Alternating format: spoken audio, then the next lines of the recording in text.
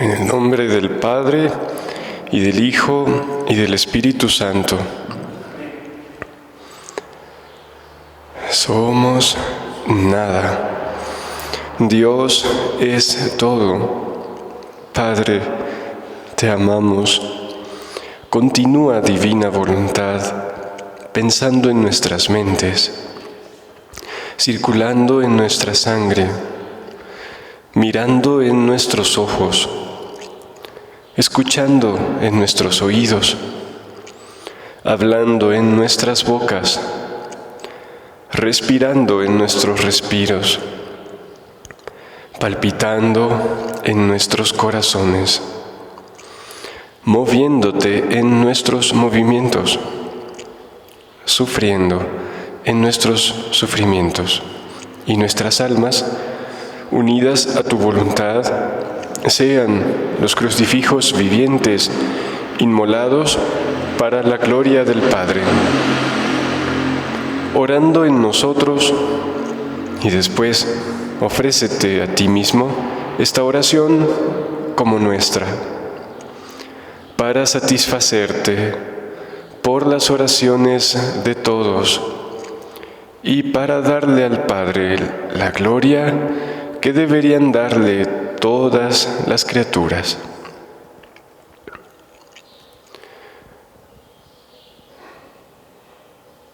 Mi dulce Jesús, quiero morir en tu voluntad. Uno mi agonía a la tuya, y tu agonía sea mi fuerza, mi defensa, mi luz, y la dulce sonrisa de tu perdón. Mi último aliento lo pongo en el último respiro que tú diste por mí en la cruz, para que pueda presentarme ante ti con los méritos de tu misma muerte. Sí, oh Jesús, ábreme el cielo y ven a mi encuentro, a recibirme con aquel mismo amor con el que te recibió el Padre cuando exhalaste en la cruz tu último respiro. Introdúceme después con tus brazos y yo te besaré y me saciaré de ti eternamente. Madre mía, y ustedes, ángeles santos, vengan a asistirme como asistieron a Jesús en su muerte. Ayúdenme, defiéndanme y llévenme al cielo. Así sea.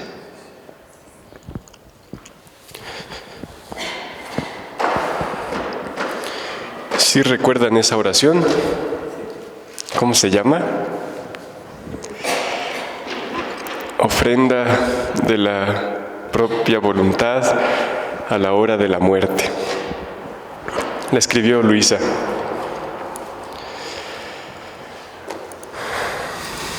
Pero yo creo que la voluntad debemos ofrendársela a Jesús, no solo en el último respiro, sino cada vez que morimos. ¿Cada cuándo morimos? Si queremos vivir en la divina voluntad, debe ser a cada acto.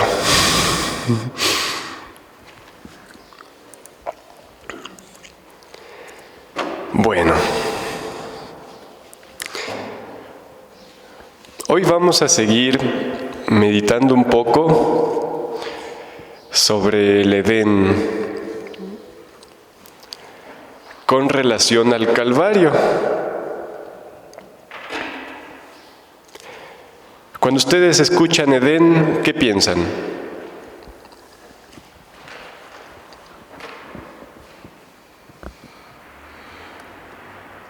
¿Qué les viene a la mente? ¿Mande? El Edén. Un lugar bonito, paraíso. ¿Mande? Donde Todo es orden, belleza, felicidad, amor, plenitud. Sí, ¿no?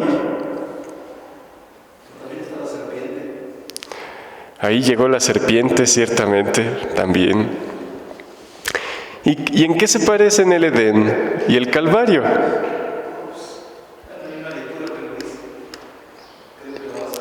Sí. El Calvario, aún desde tiempos de Jesús, era pues como una roca grande, y por ser una roca, en ella no había vegetación. O sea, no crecía allí nada. El Calvario, ¿qué uso tenía en ese entonces? ¿Saben? Era un lugar maldito. ¿Por qué? Porque allí mataban a todos los condenados a muerte, a la crucifixión. No crean que Jesús fue el primero en morir allí, no. Allí los romanos solían crucificar, ajusticiar a quienes lo merecían. Entonces nadie iba por gusto al Calvario, porque además era un lugar feo, seco, afuera de la ciudad. Y si ustedes recuerdan la cultura de los judíos, tocar sangre y más de un muerto era cosa impura. Entonces allí estaba lleno de sangre de todos los que allí habían muerto. Así que el Calvario, visto desde esa óptica, no tiene mucho que ver con el Edén.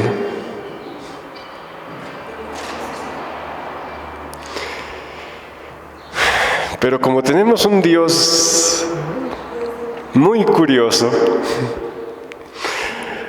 que hace cada extravagancia con su omnipotencia y su amor, un día le cuenta a Luisa un poquito de lo que hay de relación entre el Calvario y el Edén.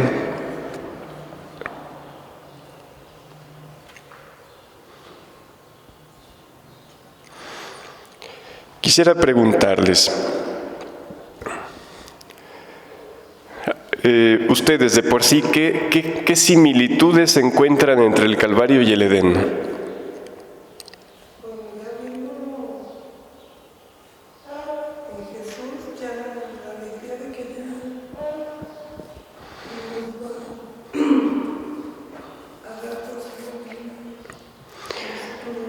En el Edén, ¿quién estaba? Adán y Eva. Dios se paseaba. En el Edén sucedió un hecho trágico que se llamó y es el pecado original. ¿Quiénes fueron los actores de ese pecado? Adán y Eva. ¿Por qué cometieron el pecado?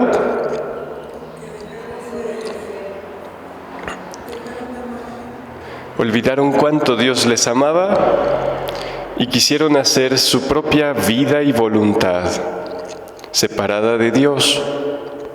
Y de ahí surgieron todos los males. Aquel primer pecado sucedió bajo de un árbol. Aquella primera Eva escuchó la voz de un ángel. ¿Se acuerdan? Un ángel en forma de serpiente. O sea, un ángel caído.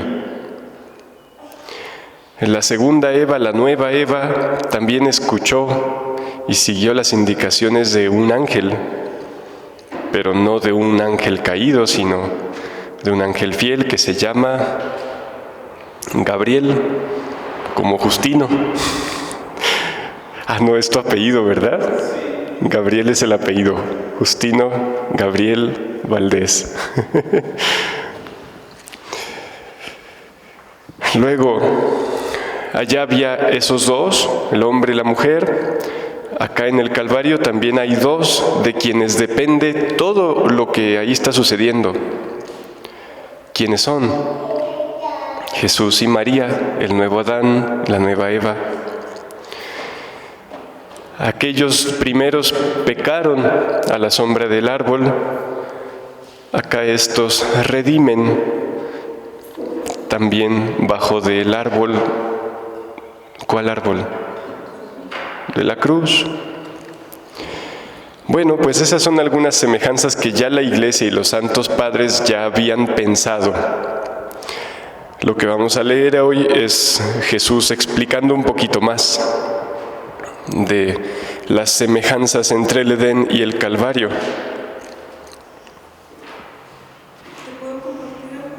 ¿Sí?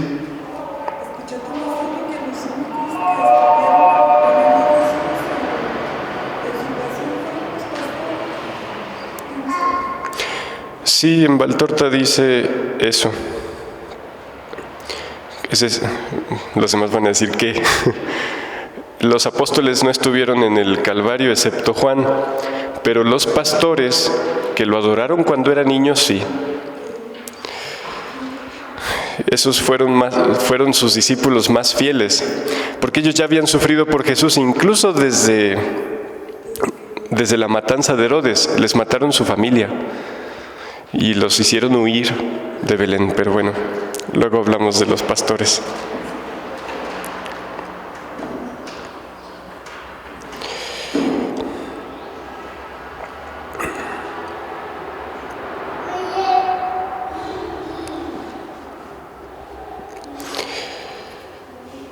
Luisa es el volumen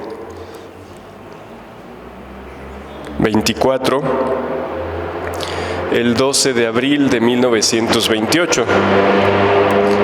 Me imagino que era un Viernes Santo, porque suele caer en esa fecha.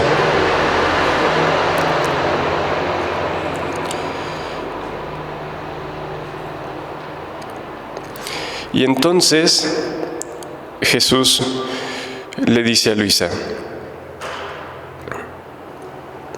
hija mía, el Calvario es el nuevo Edén.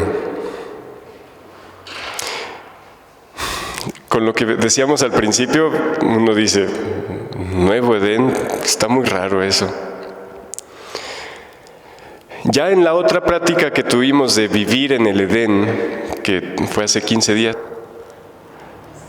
Justino la pone en el link de abajo, en la descripción del video. Hablamos de cómo para Jesús todo lo que Él vivió fue Edén. Y fue Edén porque Él sentía en Él y tenía el estado original en el que Dios creó al hombre.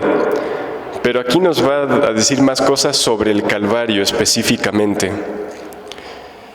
Entonces, el Calvario es el nuevo Edén, donde le venía restituido al género humano lo que perdió al sustraerse de mi voluntad.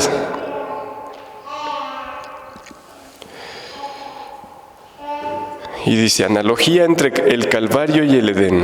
¿Saben qué es analogía? Una comparación de dos cosas que tienen semejanzas, de modo que son en parte iguales, pero en parte diferentes.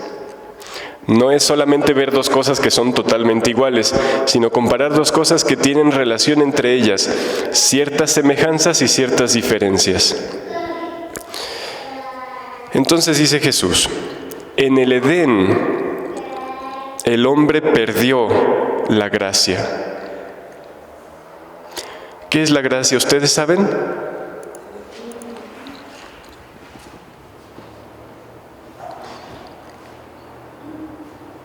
Según el Catecismo, en el 375, dice, Adán y Eva fueron constituidos en un estado de santidad y de justicia original. Esta gracia de la santidad original era una participación de la vida divina. ¿Qué era esa gracia que tenían en el principio? Una participación de la vida divina. Es decir, tenían en ellos vida de Dios. Es el 375 del Catecismo de la Iglesia. Ok, entonces dice Jesús que en el Edén el hombre perdió la gracia, es decir, la vida divina. Sobre el Calvario la adquiere. En el Edén le fue cerrado el cielo, perdió su felicidad y se volvió esclavo del enemigo infernal. Todo eso de golpe, todo junto. Imagínense eso, de estar en el estado más pleno, perfecto y feliz, de golpe saber que ya no tienes acceso ni siquiera al cielo en la vida después de la muerte, porque ahora vas además a morir por culpa de tu voluntad, que la felicidad que tenías ya no existe y que de ser rey de la creación quedas como esclavo del enemigo infernal. ¿Se imaginan el horror de eso? Por eso fue tan importante la promesa que Dios le hizo a Adán, de que habría enemistad entre la mujer y la serpiente, y la descendencia, es decir, Jesús, aplastaría la cabeza y por tanto destruiría la obra de la serpiente. Entonces en el Edén le fue cerrado el cielo, perdió su felicidad.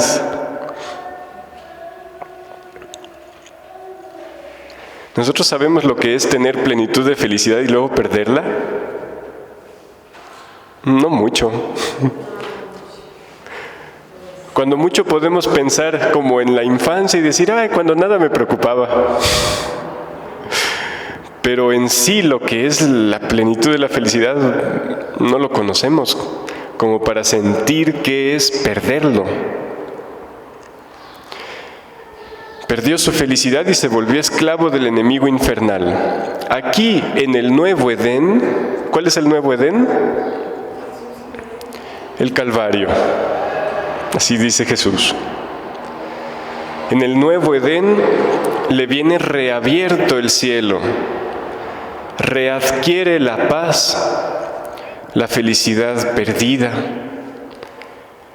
Queda encadenado el demonio y el hombre queda libre de su esclavitud.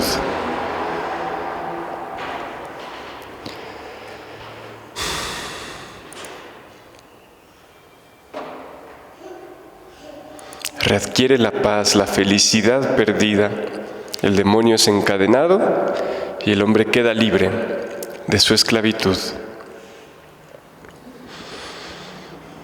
¿Pero qué? ¿Todo eso fue gratis? ¿Cuánto costó? La inmolación del Hijo de Dios y del corazón de su madre, el nuevo Adán y la nueva Eva. Los primeros pecaron en una búsqueda de gusto propio y de placer desordenado. Estos, el nuevo Adán y la nueva Eva, redimen en medio del más grande dolor. Así como en el Edén todo dependía de Adán que era la cabeza, y la mujer fue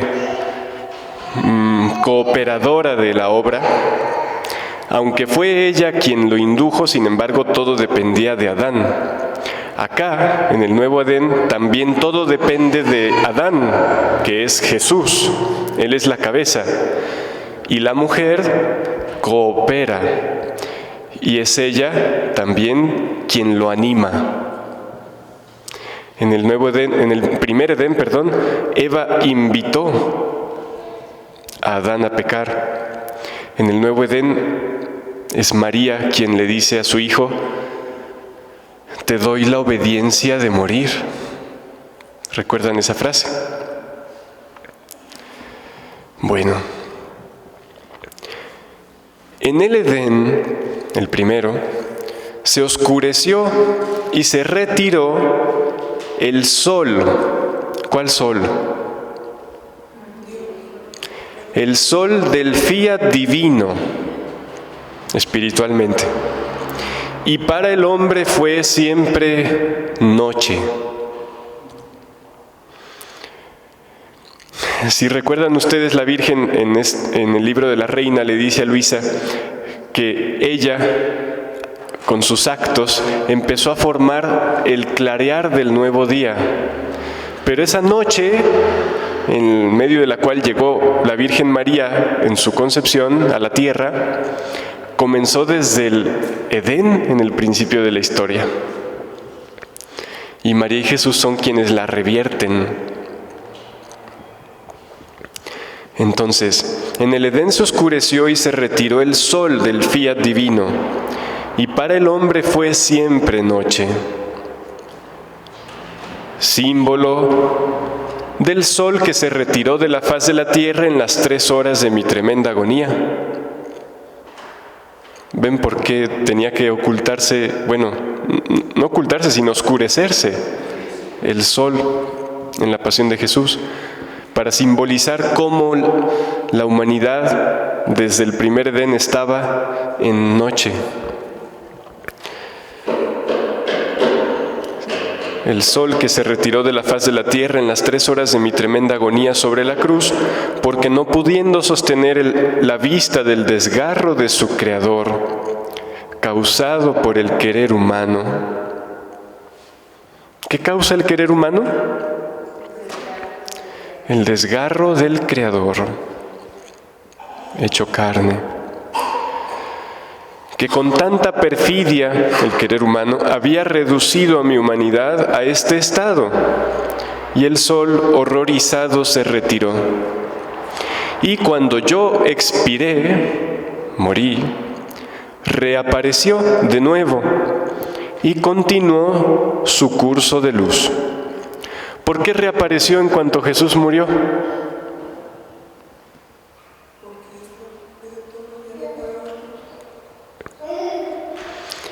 Dice Jesús: el sol de mi fiat, mis dolores, mi muerte, llamaron nuevamente al sol de mi querer a reinar en medio de las criaturas.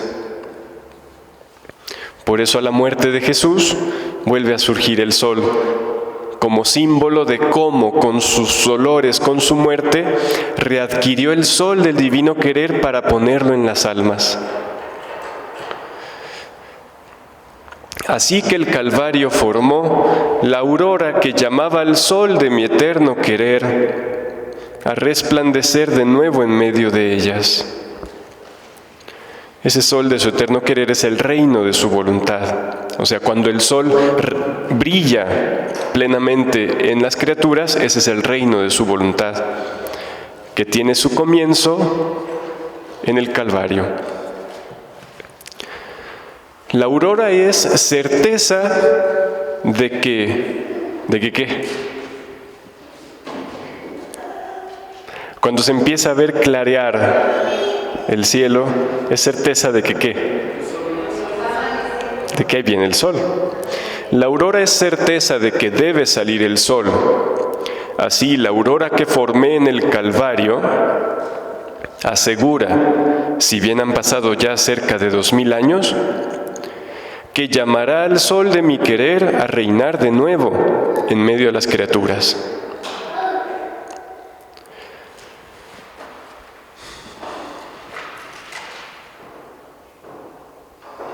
En el Edén, mi amor quedó derrotado por parte de las criaturas. Aquí, en el Calvario, triunfa y vence a la criatura. ¿En dónde triunfa y vence su amor?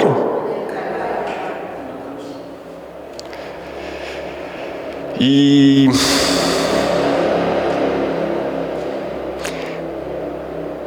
¿cómo hacer para que ese amor triunfe y venza en nosotros?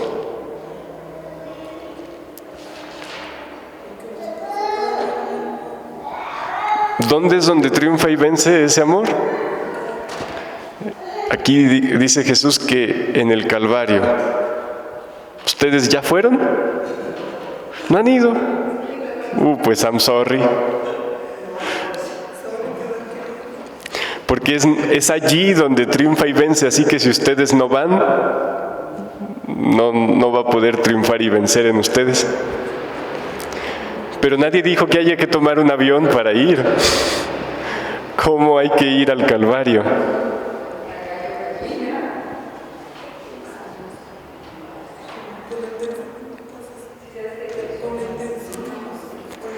Luisa vivía en el Calvario, ¿sí sabían? ¿Cómo le hacía? Mantenía su inteligencia y su voluntad fijas en la pasión de Jesús. Le decía ella a Jesús, le pedía la gracia de nunca olvidar cuánto Él sufrió y padeció por ella, y que el pensamiento de su pasión estuviera en su mente, en su corazón, en todo lo que hiciera y en todo lo que viviera. Y así vivía Luisa. Si para algo le servía el reloj a Luisa, ¿para qué era? Porque ya no es que tuviera que ir a tal lugar o a tal otro para decir, ¡ay, se me hace tarde! ¿Para qué le servía el reloj a Luisa? Para saber en qué hora de la pasión de Jesús estaba y por tanto acompañar a Jesús en esa hora. Y así es como Luisa vivía en el Calvario. Luisa en el libro de la Pasión, ¿cómo llama al Calvario? ¿Se acuerdan? En la hora de la crucifixión, ¿cómo llama Luisa al Calvario? El monte de los amantes. ¿Qué significa eso? Donde están los que aman verdaderamente. Esa palabra amante se ha mal usado tremendamente para describir a quienes se dedican a destruir el amor por medio del pecado. Pero no, el verdadero sentido de la palabra amante es aquella persona que ama. Y quien ama es quien es capaz de morir a sí mismo.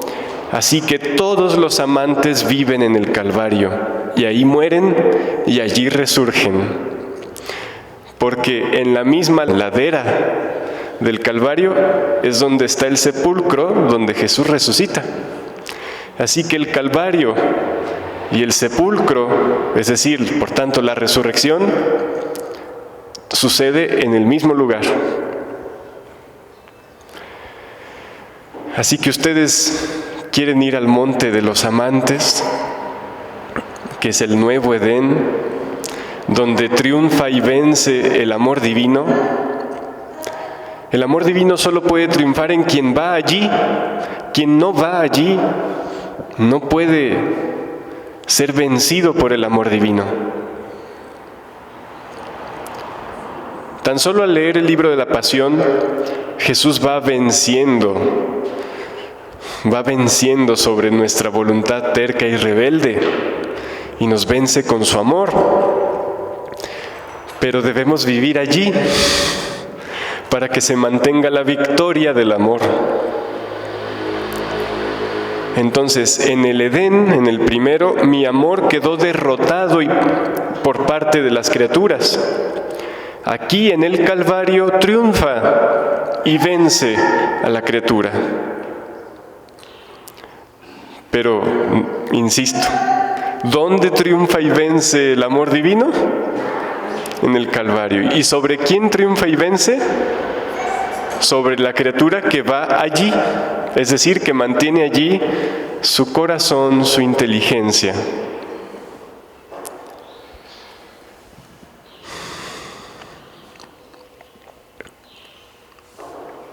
Entonces, ¿cuándo vamos? Ahorita, ¿no? Hay que quedar allí, permanecer allí. En el primer Edén, el hombre recibió la condena de muerte para el alma y el cuerpo.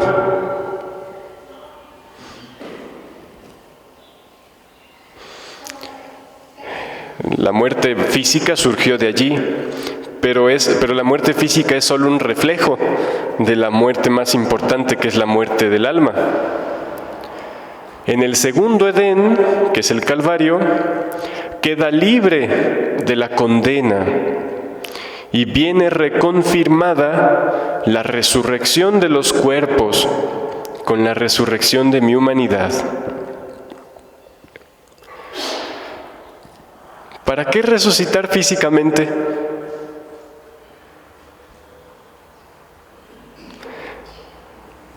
Si las almas están en el cielo ya muy felices y contentas, aunque su cuerpo esté aquí en el panteón, en el cementerio, ¿para qué es necesario resucitar al final de los días?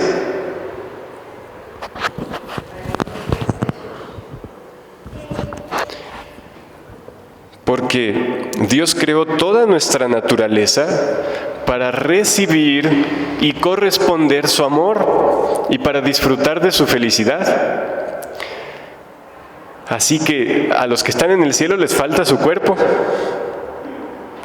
Por ahorita, según hasta donde yo sé, solo Jesús y su mamá lo tienen.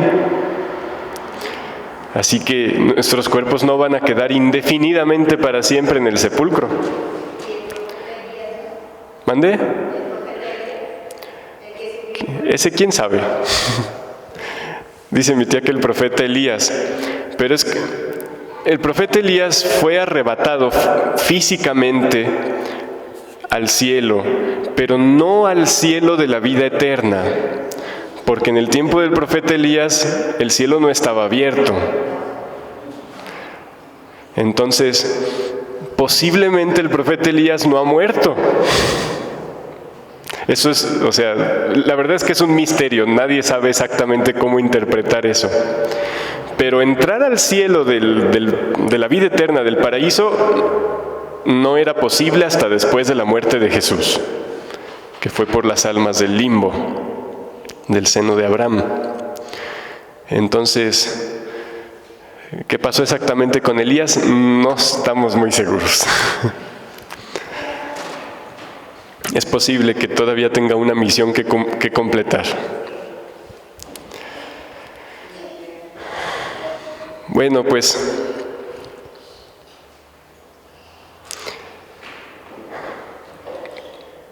dice Jesús, hay muchas relaciones entre el Edén y el Calvario. ¿Quién pensaría, verdad?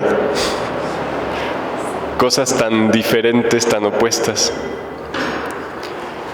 Lo que el hombre perdió en el primero, en el segundo lo readquiere. Porque en el reino de mis dolores, todo le viene dado. ¿Qué nos viene dado? Todo. ¿Y dónde? En el reino de los dolores de Jesús. Y reconfirmado el honor, la gloria de la pobre criatura por medio de mis penas y de mi muerte.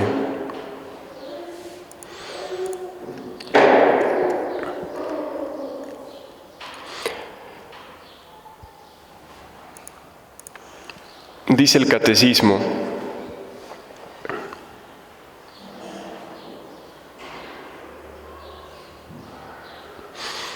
explicando un poquito el pecado original. Ya habíamos dicho que en el 375 dice que la gracia que tenía Adán y Eva era una participación de la vida divina. En el 404 del Catecismo dice, Adán había recibido la santidad y la justicia originales no solo para él, sino para toda la naturaleza humana. Cediendo al tentador, haciendo caso a la serpiente, Adán y Eva cometen un pecado personal, pero este pecado afecta a la naturaleza humana, que transmitirán en un estado caído. Incluso físicamente, es como si se hubieran alterado todos sus genes. Y por eso, una persona que tiene alterados los genes, su descendencia, ¿cómo va a ser? Pues con muchos defectos. Pues el pecado original afectó, dice aquí, toda la naturaleza humana, cuerpo y alma. Entonces, al degenerar su propia naturaleza, ¿qué tienen para transmitir? Una naturaleza caída. Entonces, nosotros no somos culpables del pecado original, es un pecado personal de ellos. Lo que se nos transmite, aquí nos explicará. Dice, es un pecado que será transmitido por propagación a toda la humanidad, es decir, por la transmisión de una naturaleza humana privada de la santidad y la justicia originales. ¿Qué es lo que se nos hereda?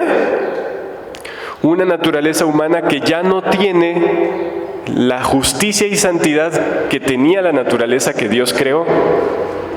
¿Y cuál era la santidad que tenían? Vida divina. Adán no transmite eso. Transmite una naturaleza que le falta la vida divina. Y dice el catecismo, es un pecado contraído, no cometido. Es un estado, no un acto. Porque esto es bueno explicarlo porque a veces decimos, ay, pero ¿cómo que yo soy culpable del pecado original? No, no eres culpable del pecado original, pero heredaste todas las consecuencias. Heredaste el estado que surgió del pecado original, no en sí la culpabilidad de ese acto de ellos. Aunque, siendo la humanidad un solo cuerpo, de algún modo todos contribuimos con nuestra propia rebeldía.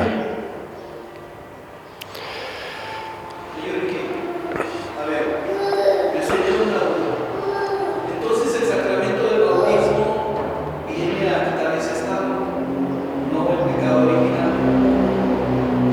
El sacramento del bautismo abre al alma la posibilidad de recibir esa vida divina y pone en el alma esa vida como en semilla. Entonces, abre la posibilidad de tener esa vida, pero eso depende del alma, de que el alma haga crecer esa semilla que se le puso. Y en mucho depende de quienes le educan.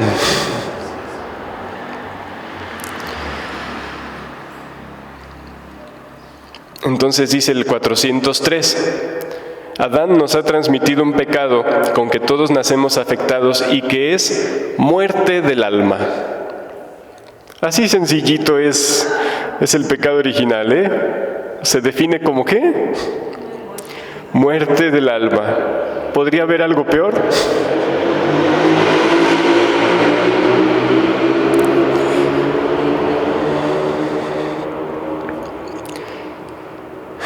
Entonces, los culpables en sí son Adán y Eva, pero el 402 del Catecismo dice algo curioso. Todos los hombres, y yo añado, y las mujeres, están implicados en el pecado de Adán. Esto es pensamiento mío, no solo en cuanto a recibir la consecuencia, sino a causarlo. Porque con nuestra voluntad humana lo único que hacemos es hacer presente el pecado original continuamente.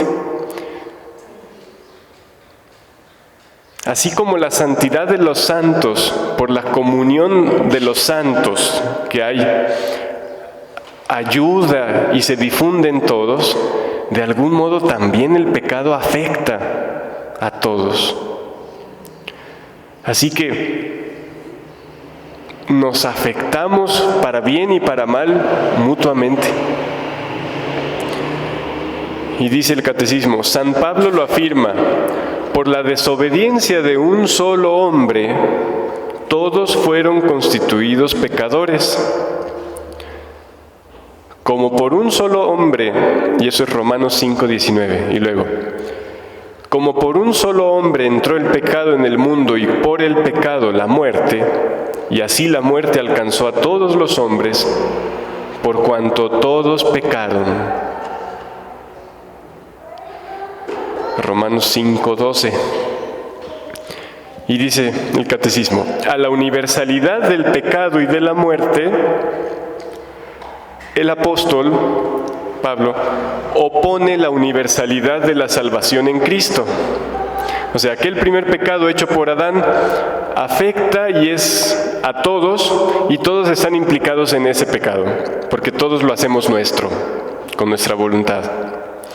Bueno, ante esa universalidad del mal y del pecado, está la universalidad contraria, que es la de Jesús. Y dice, como el delito de uno solo atrajo sobre todos los hombres la condenación, así también la obra de la justicia de uno solo, es decir, Jesús. ¿Qué es obra de justicia?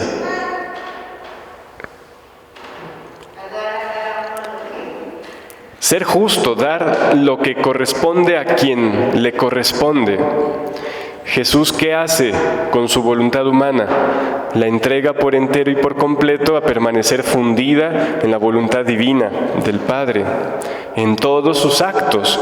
Y esa justicia divina de Cristo, dice aquí San Pablo, procura a todos una justificación que da la vida. Romanos 5:18. Pero todo eso está en el 402 del Catecismo.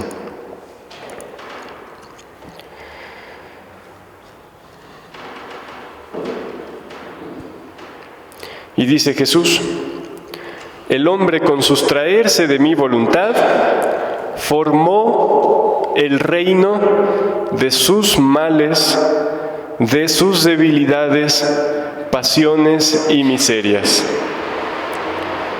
Y este reino crece en todos y en cada uno. ¿Cada cuándo crece ese reino en nosotros? Cada vez que hacemos nuestra voluntad separada del querer divino. El reino de los males, debilidades, pasiones y miserias.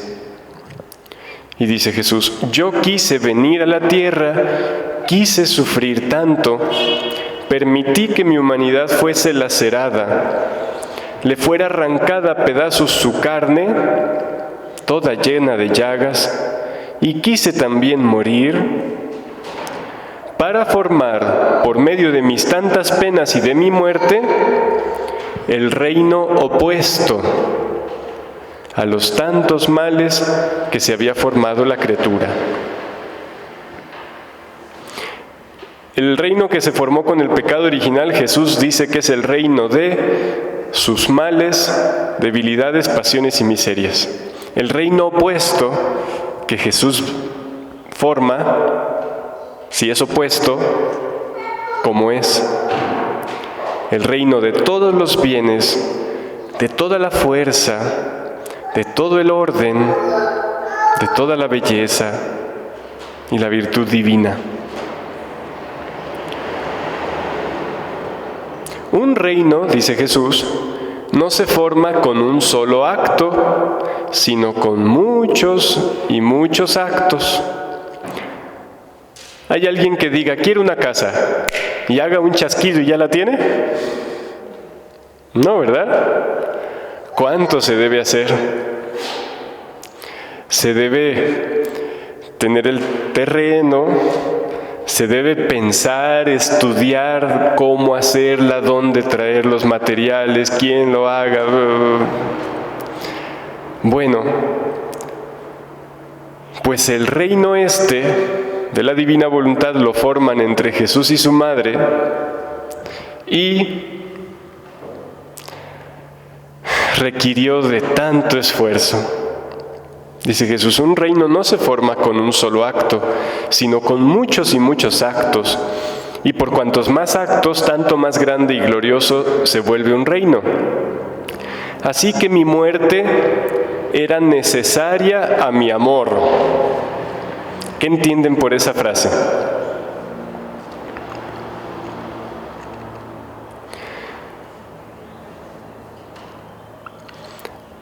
Para una mamá, cuando tiene algún hijo enfermo, ella siente como necesidad el hacer todo lo necesario para cuidar y curar de ese hijo, ¿no? Aunque eso implique fatiga, cansancio, desvelo. Entonces, al amor de esa madre le es necesario esos cansancios, esas fatigas, para procurarle a su hijo el bien que requiere. Bueno, dice Jesús, mi muerte era necesaria a mi amor. ¿A su amor por quién? Por nosotros. Con mi muerte debía dar el beso de vida a las criaturas. Un beso de vida. ¿Qué es un beso de vida?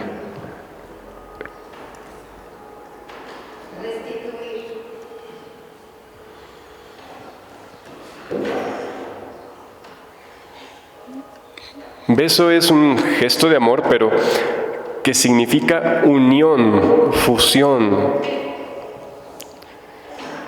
Y en ese beso, Jesús nos da su vida.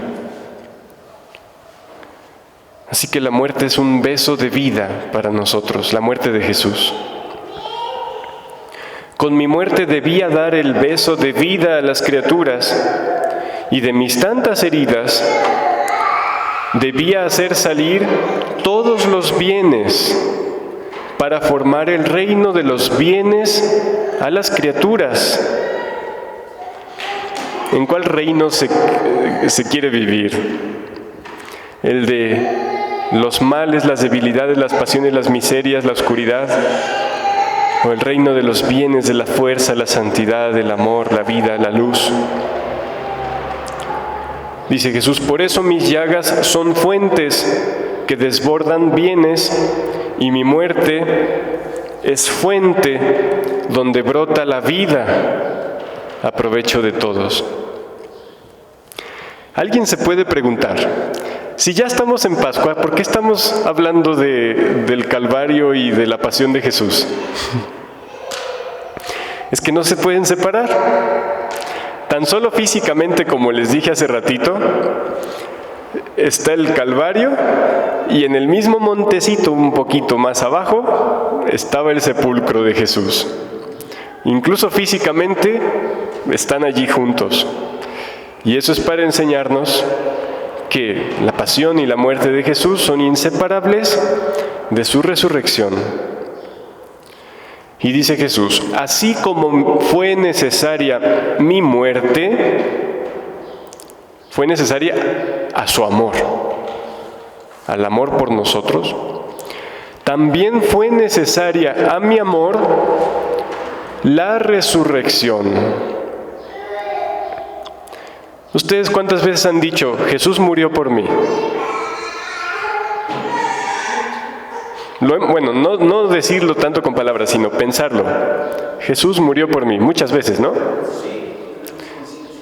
¿Y cuántas veces hemos dicho en nuestra mente, Jesús resucitó por mí? ¿Lo han hecho? No, o sea, como que pensamos que ya la resurrección, pues ya porque le tocaba. Ya murió por mí, pues ya que resucite. Pero aquí nos dice Jesús, así como fue necesaria a mi amor morir, mi muerte, también fue amor para las criaturas, mi resurrección fue necesaria a mi amor por ellas. Así que en delante también hay que pensar, Jesús resucitó por mí, para mí. No solo murió. Si Jesús solo murió por mí, pues es como un poco derrotante. Pero es que no solo murió, resucitó también por mí. Y dice, porque el hombre con hacer su voluntad perdió la vida de mi querer. Y yo quise resucitar para formar no solo la resurrección de los cuerpos, sino la resurrección de la vida de mi voluntad en ellos. Normalmente vemos la resurrección de Jesús como, pues sí, Él resucitó porque lo merecía, porque fue obediente perfectamente y bueno, para irse al cielo ya habiendo vencido la muerte y para abrirnos el cielo. Pero la resurrección de Jesús, una parte importante es que en ella está asegurada nuestra resurrección, incluso física. Pero lo más importante no es eso, sino que su resurrección nos da derecho a resucitar en la vida de su voluntad. ¿Cuándo y dónde? ¿En el cielo? No, aquí. Entonces dice, yo quise resucitar para formar no solo la resurrección de los cuerpos, sino la resurrección de la vida de mi voluntad en ellos. Resucitar la vida de su voluntad en nosotros. Porque la tenemos pero como muerta. Y con su resurrección, Él obtiene que resurja esa vida de su voluntad divina que está en todas las criaturas, pero que la tenemos muerta con nuestra voluntad. Así que si yo no hubiera resucitado, la criatura no podría resurgir de nuevo en mi fiat. Le faltaría la virtud, el vínculo de la resurrección en la mía. No tendría esa unión para tener la misma resurrección de Jesús. Y entonces, o sea, si Jesús no hubiera resucitado para nosotros, y entonces mi amor se sentiría incompleto. Sentiría que podría hacer más y no lo hacía. Y habría quedado con el duro martirio de un amor no completado. A veces nosotros pensamos, ¿y si tengo que hacer más? ¿Y si no lo he hecho? ¿Y si esto? ¿Y si aquello? Pues Jesús no quiso quedar en ese estado. Él quiso hacer todo, que nada faltara. Y el todo no se detuvo con la muerte. El amor al exceso de Jesús no fue solo morir, fue también resucitar para nosotros. Y dice que después el hombre ingrato no se sirva de todo lo que he hecho, el mal es todo suyo. Pero mi amor posee y goza su pleno triunfo.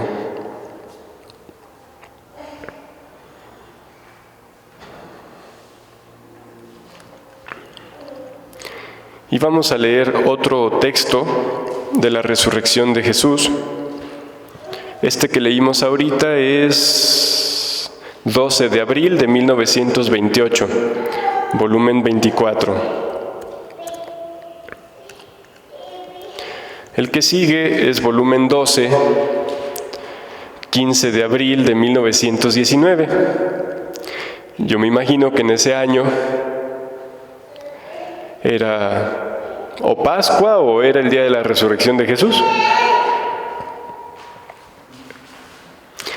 En este texto Jesús le está diciendo a Luisa que él normalmente hace primero las cosas menores y luego las cosas más grandes.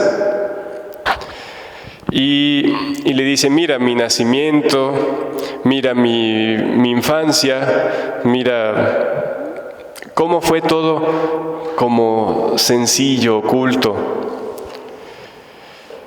Y por cierto, le dice Jesús a Luisa que pasaba él entre las multitudes y la gente, al verlo, ¿qué veían? Veían un hombre más. Era Dios, pero Jesús no hacía que se viera algo por fuera. Entonces, dice, todos podían acercárseme, hablar. Y Luisa le dice, así como, no le reclama, pero ¿de qué se queja Luisa normalmente? De la privación de Jesús. O sea, de no sentir su presencia, de sentir que Jesús se fue y no está, aunque nunca es cierto, siempre está con ella, es más, está dentro de ella, y cada que se hace ver y le habla, sale de adentro de ella. Pero bueno, era necesario que ella sintiera esa privación. Y entonces, como Jesús le está diciendo que cualquiera podía acercársele y hablarle, dice, hasta despreciarme. Y Luisa dice, y yo interrumpiendo el hablar de Jesús he dicho, Jesús, amor mío, qué tiempos felices eran aquellos. Más feliz aquella gente que podía con solo quererlo acercarse a ti, hablarte y estar contigo. Es como si le dijera, no como yo aquí, que tú te vas, te escondes y yo aquí me tengo que quedar. Seguramente todos hemos pensado alguna vez, ay, aquella gente que veía a Jesús, que lo oía, que lo hablaba, que... Hay mucha gente que dice, si pudiera regresar en el tiempo, ¿qué época te gustaría vivir? Muchos dicen la época de Jesús, nada más. Sí, a la gente buena, si le dicen, ¿en qué época de la historia te gustaría vivir? Ay, pues cuando nuestro Señor estaba en la tierra. Y todos hemos pensado que, ay, qué bonito estar allí. Y Jesús le dice, hija mía. Ese es así como que... Pero mira, nosotros somos privilegiados, te voy a decir por qué. Porque si tuviéramos ese deseo de regresar a ese tiempo de Jesús, sabríamos que dentro de Él vive su divinidad, pues. Ya no lo veríamos igual, ¿te imaginas? Entonces dice, hija mía, la verdadera felicidad la lleva mi voluntad. Solo ella encierra todos los bienes en el alma. Es como si le dijera, no creas que por verme, por oírme, ni por estar cerca, eran muy felices. Y si quisiera citarle un ejemplo, le podría poner muy bien a Judas, que pasó 3 años con Jesús, lo vio hacer semejantes milagros y al infierno quiso ir. Y a él Jesús le dedicaba mucha predilección, como un doctor le dedica al más enfermo. Entonces, es como... Igualmente ahora podría decir, hija, ¿cuántos buscan, no sé, ir a lugares donde sientan muy bonito, donde vean, donde oigan, porque allí, y Jesús dice, la felicidad no la causa eso, la causa mi voluntad recibida por el alma. ¿Qué produce la infelicidad? Sí, pero nosotros nos sentimos infelices cuando sentimos que ¿qué? Que algo nos falta. Hay algo que queremos y no lo tenemos. y sentimos que no podemos tenerlo. Lo que dice Santo Tomás es un movimiento de la voluntad. ¿Se dan cuenta que es la voluntad la que nos hace infelices? Yo quiero eso y no puedo tenerlo. Así que la infelicidad es un acto de la voluntad que quiere a toda costa algo y no lo puede tener. Y dice aquí, la verdadera felicidad la lleva mi voluntad. ¿La lleva a dónde? Al alma. ¿Y cómo? Dice, solo ella encierra todos los bienes en el alma. Si encierra todos los bienes en el alma, y el alma es consciente de eso, cree eso, vive eso, ¿qué le falta? Nada. Miren, humanamente, ¿cuántas veces en nuestra vida hemos dicho, cuando yo tenga eso, seré bien feliz? Y llega ese dichoso eso, ¿y qué pasa? Y ya estás pensando en qué otra cosa te falta. Esa es la vida de todos los seres humanos. ¿Por qué no dejar ya de esperar cuando tenga eso y desde ahora creerle a Jesús que es Él nuestro máximo bien, que encierra en nosotros todos los bienes? Porque si falta esa unión de nuestra voluntad con la suya, podrás tener todas las cosas que quieras tener y nunca tendrás lo que te haga feliz. Entonces, humanamente es normal tener ciertos deseos de algo, de aquello, pero Jesús nos invita a creer que no está en esas cosas nuestra máxima felicidad. Y si no nos da tales cosas es porque no nos harán bien o porque Él planea darnos un bien mucho mayor. Y el vacío de no tener eso que se desea forma en el alma el espacio para recibir ese bien mucho mayor que Él quisiera darnos. Entonces, confiar en Jesús, creerle, querer su voluntad por sobre todas las cosas. Entonces, pero fíjense, lo que Luisa estaba pensando era algo malo. El deseo de estar físicamente cerca de Jesús, de verlo, tocarlo, hablarle, ¿era algo malo? No, era algo muy bueno. Y sin embargo dice Jesús, ni siquiera eso es lo que causa la felicidad. Dice, hija mía, la verdadera felicidad la lleva mi voluntad recibida, acogida por el alma. Dice, solo ella encierra todos los bienes en el alma. Fíjense esas palabras, encierra. No es que le diga al alma dónde están esos bienes, no, los trae y los encierra en el alma.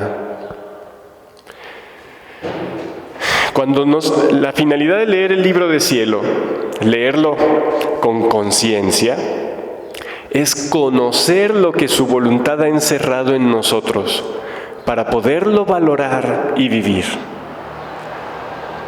Porque la felicidad incluye no solo tener todos esos bienes, sino saber que se tienen. Porque imagínense a alguien, en un ejemplo muy material, pero pues no puedo ahorita pensar de otro modo. Imagínense que alguien tiene en su casa, escondidos, muchísima cantidad de oro, por así decir, pero esa persona no sabe que allí está. ¿Lo aprovecha?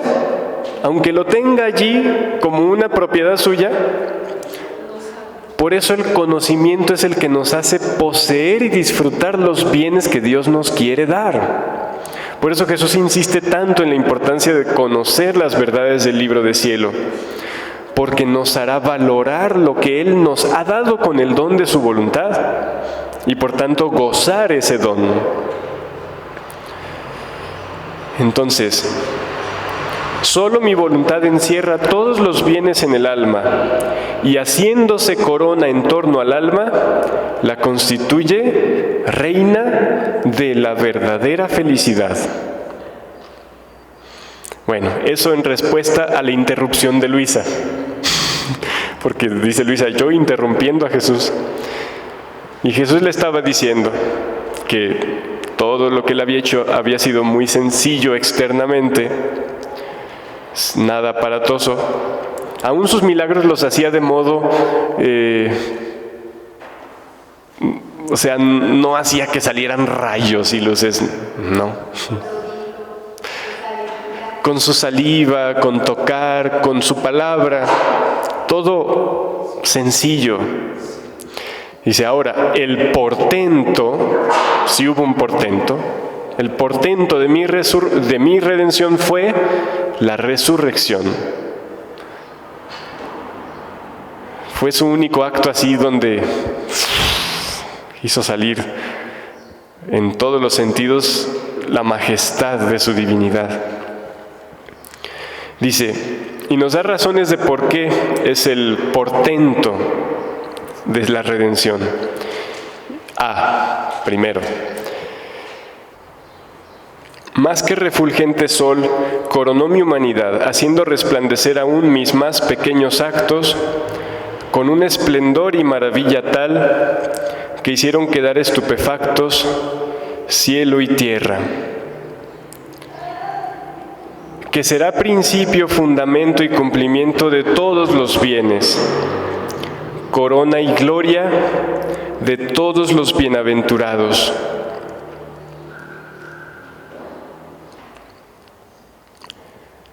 Mi resurrección es el verdadero sol que glorifica dignamente a mi humanidad. Es el sol de la religión católica, es la verdadera gloria de cada cristiano. ¿Ya hemos hecho consciente y propia esta gloria de la resurrección de Jesús?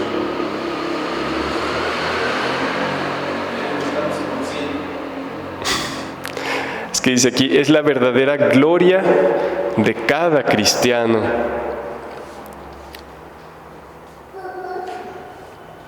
Dentro de 8 días vamos a continuar un poco con la resurrección, partiendo de este punto para ir a otros ámbitos. Quedémonos con la idea de esto último que Luisa decía y que Jesús le contesta. Es mi voluntad la que lleva la verdadera felicidad. Es mi voluntad la que encierra en el alma todos los bienes. Y cuestionémonos, ¿de qué ideas todavía soy esclavo? Es decir, ¿qué ideas son las que me convencen de que soy infeliz y de que debo tener y obtener tal cosa? Y desmantelemos esas ideas. Es que estas verdades van desmantelando eso. En mi caso, la resurrección. Yo cuando no pensé que servía simplemente para restaurar la humanidad, los huesos y todo lo demás, con el alma no puede estar sin el cuerpo, era para darle gloria a Dios, y sin embargo es algo más grande. Imagínate, resucitar la vida divina en el alma. Ese aspecto de la resurrección del alma es parte de lo que vamos a leer dentro de 8 días. Las lecturas que quedan por leer son todavía más profundas que lo que hemos leído hoy.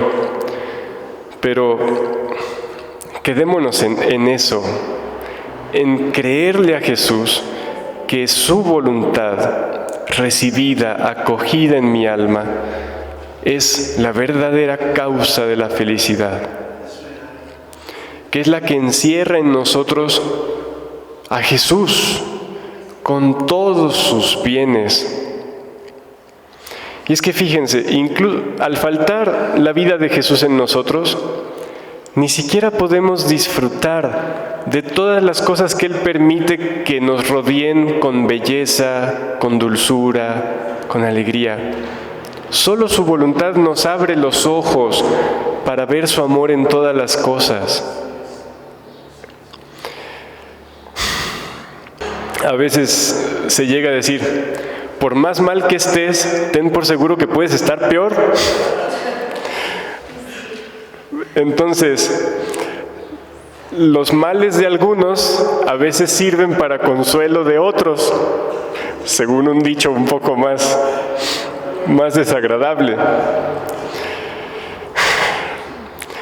Ojalá que de veras agradezcamos a Jesús lo que nos ha dado y le permitamos encerrar en nuestra alma todos los bienes que su voluntad quiere encerrar.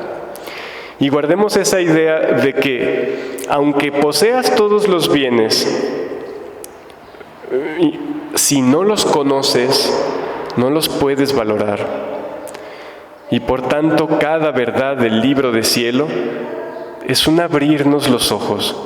Pero para que sea eso, debe ser esas verdades asimiladas. Deben ser no nada más leídas así a la carrera. O sea, debes ver cómo hacer carne eso que Jesús está diciendo allí. Y eso no se obtiene con una lectura de rápido. No. O sea, cada palabra de Jesús, ¿y eso cómo entenderlo, cómo vivirlo? Ese trabajo de rumiar, ese trabajo de la Virgen de guardar las palabras de Jesús y meditarlas. Ella hacía eso. Con lo que mi mamá leyó hace 8 días, sabemos que no solo guardaba palabras de Jesús, sino guardaba sus actos, sus obras, y iba apropiándose de todos esos bienes. Pues nosotros, de igual modo, debemos pasar de una mentalidad tan material, tan temporal, tan pasajera, tan terrenal, tan carnal, a una conciencia verdadera de ser hijos de Dios, de vivir resucitados.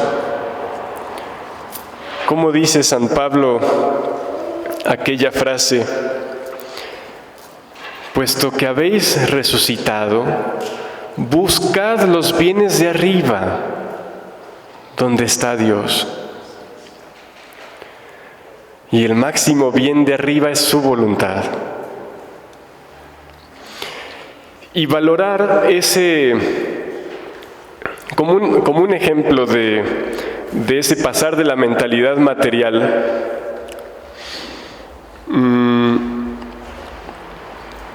hay una tradición que dice que en el Calvario, ¿qué significa Calvario? Lugar de la calavera. Gólgota significa calavera, ¿sí? Gólgota es la palabra en arameo, Calvario es la traducción más como al latín, al español. Entonces, hay una tradición que dice que abajo de la cruz de Jesús había ¿qué? ¿Saben?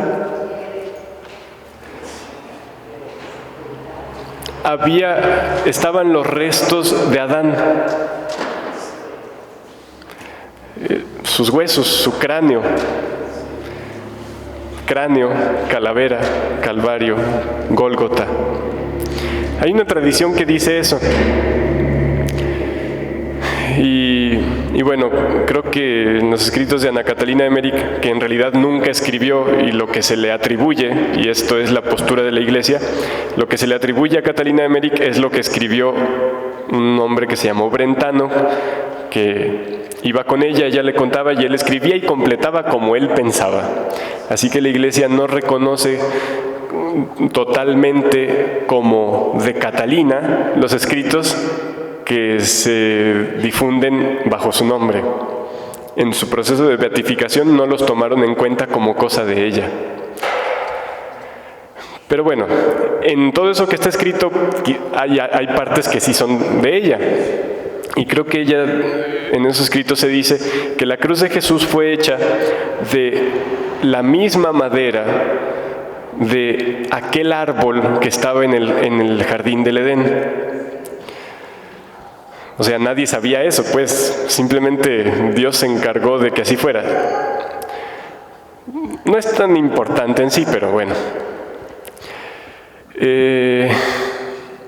Y esa tradición dice que la sangre de Jesús, al derramarse en la cruz, bajó por la grieta de la piedra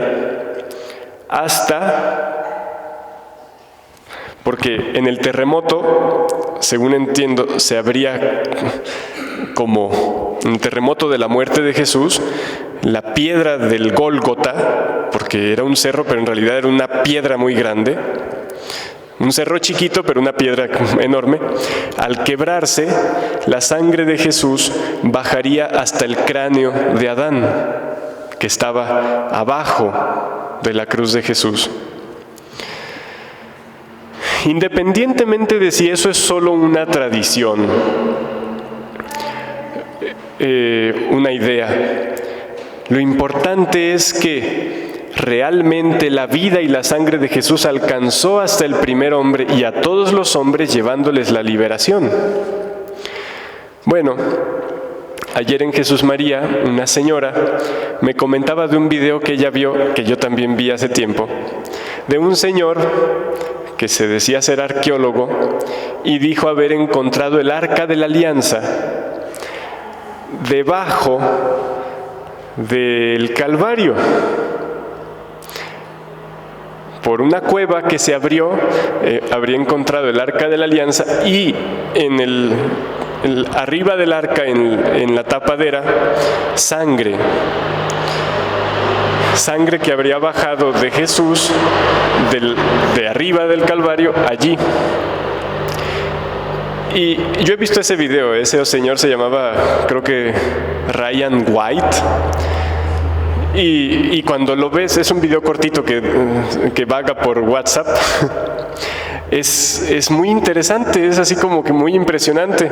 Cuando yo lo vi me impresionó eso de que haya encontrado el arca y en el arca hubiera sangre que había bajado del Calvario, de arriba de Jesús. Y bueno, pero después yo me puse a investigar sobre ese hombre y encontré varias cosas que me hicieron dudar de su credibilidad. Es más, que simplemente me hicieron pensar que simplemente no era cierto. Una, él es protestante. Los protestantes no creen que el Calvario es donde nosotros lo veneramos. Para ellos el Calvario es otro cerrito que está ahí más afuera, allá en Jerusalén, adentro de un jardín, y para ellos ese es el Calvario. Entonces ellos no veneran el lugar de la muerte de Jesús donde nosotros lo veneramos. Nosotros tenemos toda una tradición de la historia que nos confirma que allí es el lugar. Y no es tan importante el lugar físico del Calvario. En ese caso es más importante cada altar, porque cada altar en cada misa se convierte realmente en el Calvario. Un día que Gabriela Bosis estaba pensando en la ciudad donde tienen la tabla de la mesa de la última cena. Y ella estaba pensando, la que escribió el libro de Gabriela, el libro de Él y yo. Y ella estaba pensando, ay, qué honor de esa ciudad guardar semejante reliquia, la mesa de la última cena. Y Jesús le dice en su inteligencia, tienes algo más valioso en el sagrario. O sea, está muy bien venerar las reliquias, pero a veces le damos mucho más valor a una reliquia que a la presencia real de Jesús en el sagrario. Entonces, de igual modo, el lugar físico de la crucifixión de Jesús, bueno, es una reliquia, hay que venerarlo, pero es mucho más importante un altar. donde continuamente se renueva el sacrificio de Jesús. Y yo le decía a esta señora, yo no creo que Dios permita que se encuentre esa arca de la alianza si es que aún existe. ¿Por qué no? Porque ya no tiene razón de existir. O sea, el arca de la alianza del Antiguo Testamento era como el lugar de la presencia de Dios, pero esa alianza ya quedó como la vieja alianza. Ahora hay una nueva, la nueva alianza, y esta nueva alianza tiene una nueva arca. ¿Qué es esa nueva arca? La Virgen María. La Virgen María es la nueva arca. Y así como Dios permitió que el primer templo, bueno, no era el primero, era el tercero, pero que el templo de Jerusalén fuera destruido. ¿Por qué Dios permitió que fuera destruido? Porque ya no lo necesitaba.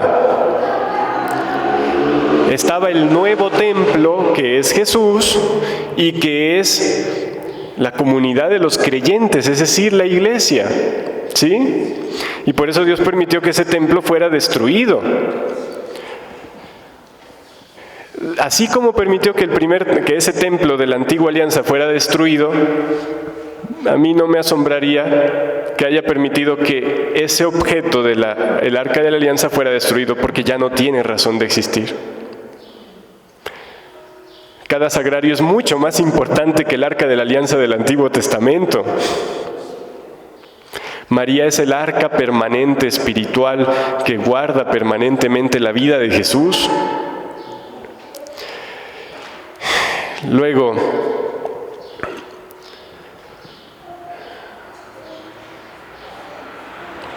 entonces, si es que ese objeto todavía existe, solo tiene un valor histórico, no tiene un valor sobrenatural.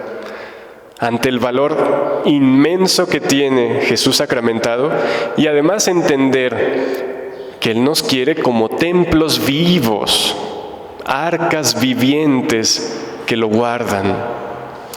Entonces, ante todo eso, esta historia de este protestante que dijo encontrar el arca en un lugar diferente de donde creemos que Jesús murió, es irrelevante. Pero todo esto se los quería decir solamente para valorar, más que las cosas materiales, la realidad espiritual y cómo su divina voluntad guardada en nosotros nos lleva todos los bienes, toda la felicidad que un Dios quiere dar a su criatura. Y nosotros a veces, por vivir atentos a esos detalles externos, desaprovechamos el momento presente.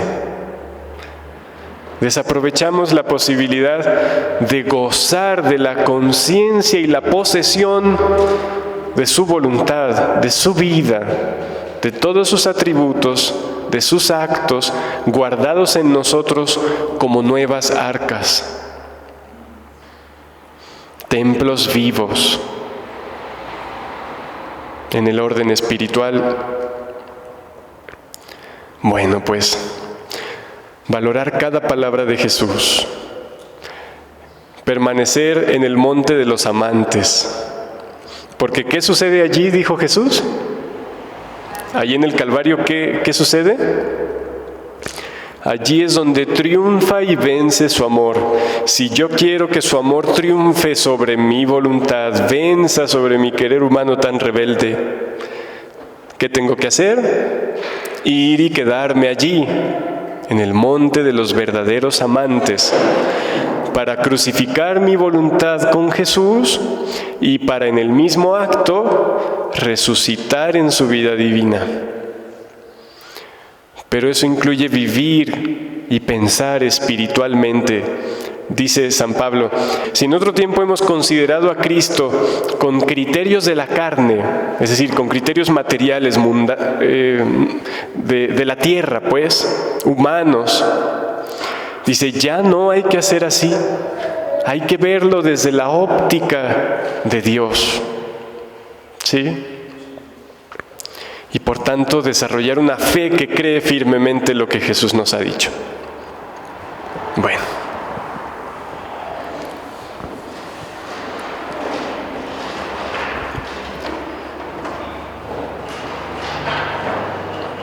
Jesús, queremos permanecer en el Calvario, el monte de los amantes, para que triunfe y venza tu amor en nosotros. Creer que tu voluntad, recibida por nuestra alma, es la causa de toda felicidad, la única,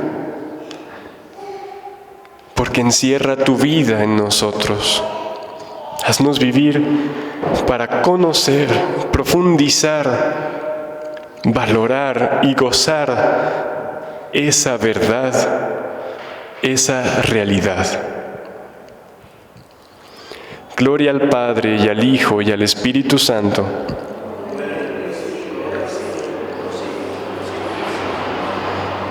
En la voluntad de Dios, siempre.